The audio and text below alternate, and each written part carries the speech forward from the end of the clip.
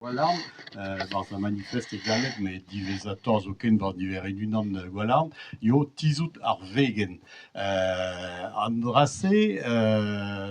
neus padet nebet blavechou, met an dra war men o spennad deus Gwalarn. Da tizout ar vegen deus ar vretonet, o sonjal mag e ar vegen a yav ar zu ar brezhoneg, ar bobl a heulioù. An dra oa?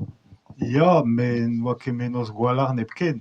Pa rer ur zel e barz ar c'helaouenn oual on eus graet anv diwar benno gintaou,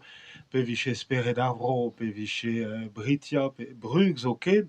a lavare ranke kemennin din war-c'hant labourat evit ar bob, labourat evit an dud desket. Da c'hode on eus tud diaouok a gav deo emen o vont da gregiñ diwar nentra.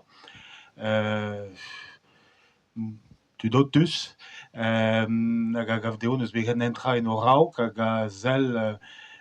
da real diwar an uel, setu men o vont da re lañs d'an traoù e gise, pez a lenner ar manifesto, vid ar vij kentañ, n'oa ket bet ar vij kentañ atav e gwirionez, ni ket deut a-benn atav ket nebeud all, me deoc'h an tual e vez sellet ar vegen evel tretourien, hag an aze a lenner e meur a gazetenn all, na lavaret deo ar reze o deus losket ar brezouneg n'otre ar vez eo hag a blamor deo emañ o vont da goll hor yezh, ha d'ar un tual soñjal ne c'heller ober nentra hepto, setu da deomp skrivañ aozañ ar gelaouenn evit ar vegen. Tizout ar vegen, se oa menos braz mordrel, en oa sinet ar manifesto e penketa, peogwir Gwalarn ar c'hwec'h niverenn keta zo bet embannet barz breiz atav, setu mordrel oa e penn breiz atav d'ar marese, met un troc'h zo bet buan a-walc'h etre ro parsemont da mordrel, gwirionez. Ya, deud an troc'h tro ar blavez nantekon eiz war-nugen,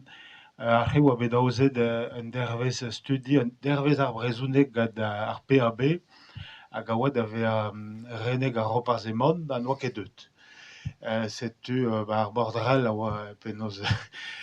pa ket klapez hag en oa lavaret d'an dud, diwar vremañ e laboro lot war ar politikerezh ha tud all war al lennegezh, ha pebini a chomo darret dud ar c'houde, soñj am eus divezañ e veo embannet ur gelaouenn all gant mordrel stur, hag eo oa nazi ret eo lavaret ar gêr, hag ur roparzemont a klemm pe zegur en oa kredet mordrel kemeret daou varzhoneg gantañ evit lakaat bar stur, hep goulennoù-tre an nentra, hag e kavit direizh penn-da-benn. Da lavaret eo, disparti oa bet etre an daozenn, labourioù all zo bet va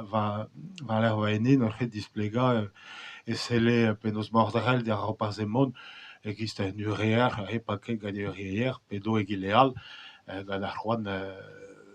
penaos ober politikerezh. Tudu penaos pag e komanzet Gwalarn